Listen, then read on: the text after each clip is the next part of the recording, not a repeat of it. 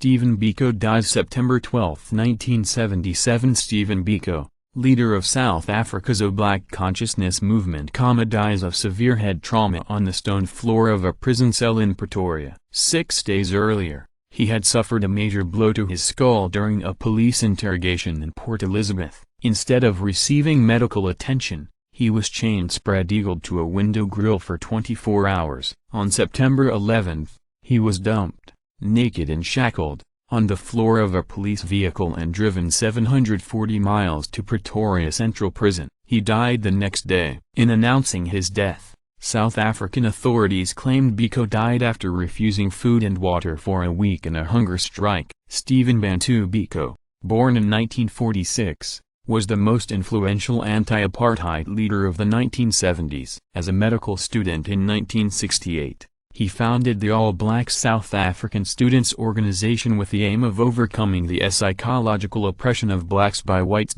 Similar to the Black Power movement in the United States, Biko's Black consciousness movement stressed black identity, self-esteem, and self-reliance. In the 1970s, Black consciousness spread from the university communities to black communities throughout South Africa. In 1972, Biko helped organize the Black People's Convention, and in the next year he was banned from politics by South Africa's white minority government. As a banned person, he was forbidden by law from speaking in public or being quoted, leaving the area around King Williamstown, and being in the company of more than one person at a time.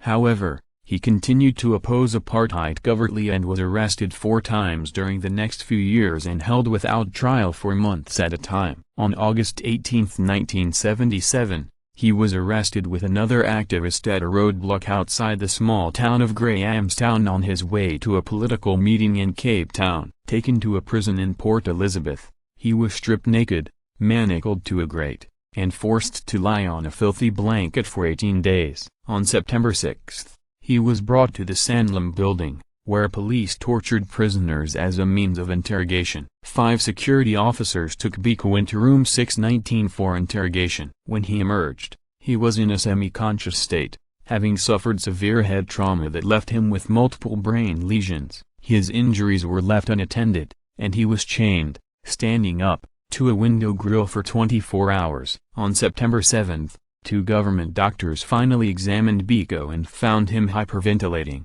frothing at the mouth, and unable to speak or stand. They pronounced him fit to travel. On September 11, Biko, by then comatose, was thrown naked and chained into the back of a police truck, which drove 10 hours to Pretoria in the north. Dropped in a cell in Pretoria Central Prison, he succumbed to his injuries on September 12. He was 30 years old. South African authorities attempted to cover up the circumstances of Biko's death, saying he starved himself on a hunger strike. They later claimed he died of kidney failure. Finally, when the findings of a post-mortem were made public, they said he might have hurt his head when he fell out of bed. A judicial inquiry found no one responsible for his death, and most of the policemen who interrogated Biko were promoted. Stephen Biko was hailed as a martyr in the anti-apartheid struggle, and his death became an international rallying point against South Africa's repressive government. In November 1977, the United Nations voted a partial arms embargo against South Africa.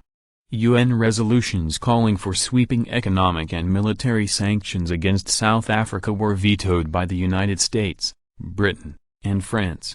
Apartheid was abolished in South Africa in 1991, and in 1994 Nelson Mandela was elected the country's first black head of government. The following year, the Truth and Reconciliation Commission, TRC, was established to examine apartheid-era crimes. In exchange for full confessions of politically motivated crimes, the TRC promised amnesty for those who came forward. In 1997, the 5 former security officers who interrogated Stephen Biko on September 6, 1977, applied for amnesty from the TRC. One of the former officers, Daniel Siebert, said in his application to the TRC that he and 2 other officers ran Biko headfirst into a far wall of the interrogation room. Several of the officers spoke of Police Colonel Gideon Nieuwoud striking Biko with a pipe. However, When the men testified before the TRC shortly before the 20th anniversary of Biko's death, they claimed, in conflicting accounts, that Biko had injured himself in a scuffle. They said that the handcuffed Biko lunged at them during the interrogation and struck his own head against the wall. They said they didn't provide immediate medical attention to him because they thought he was faking his injuries. In February 1999, the Truth and Reconciliation Commission denied the men amnesty, saying that the former officer's version of Mr. Biko's death was so improbable and contradictory that it has to be rejected as false.